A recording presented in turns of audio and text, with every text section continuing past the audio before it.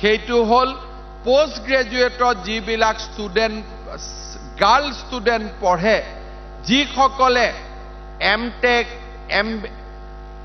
MCom MA MSc ইউনিভাৰ্চিটিত পঢ়ি আছে তেওঁলোকক ঘৰৰ পৰা অহা যোৱা ইউনিভাৰ্চিটিত গৈ অলপমান চাহ খোৱা অকণমান দেউতাক মাকক সকাহ দিয়াৰ বাবে আমি তেওঁলোকক প্ৰতি মাহত 1000 টকাকৈ দিয়াৰ এটা আঁচনি আমি আৰম্ভ কৰিব খুজিছো বছৰটো 2 মাহ বন্ধ থাকে গতিকে 10 মাহৰ 10,000 টকা আমি কিছুদিনৰ ভিতৰতে হাতত তুলি দিব খুজিছো মই অসমৰ শিক্ষা বিভাগে অহা সপ্তাহৰ ভিতৰত এটা পোৰ্টেল আৰম্ভ কৰিব এই পোৰ্টেলত পোষ্ট গ্ৰেজুৱেটত পঢ়ি থকা সকলো ছাত্ৰীকে আবেদন কৰিবলৈ আহ্বান জনাম পিছত মোক কয় স্যাৰ মই নাপালো আমি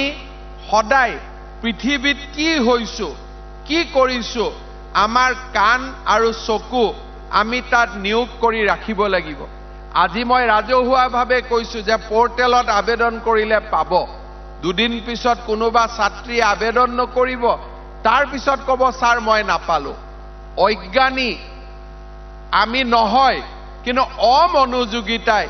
আমাক অজ্ঞানীলৈ ৰূপান্তৰ কৰে মই অসমৰ পোষ্ট গ্ৰেজুৱেটত পঢ়া ছাত্ৰীসকলক অনুৰোধ কৰিম যে অমনোযোগিতাৰ পৰিৱৰ্তে আপোনালোকে অত্যন্ত মনোযোগেৰে পোৰ্টেলত আবেদন কৰক আপোনালোকে এই 10,000 টকা প্ৰতি মাহত 1,000 হিচাপত লাভ কৰিব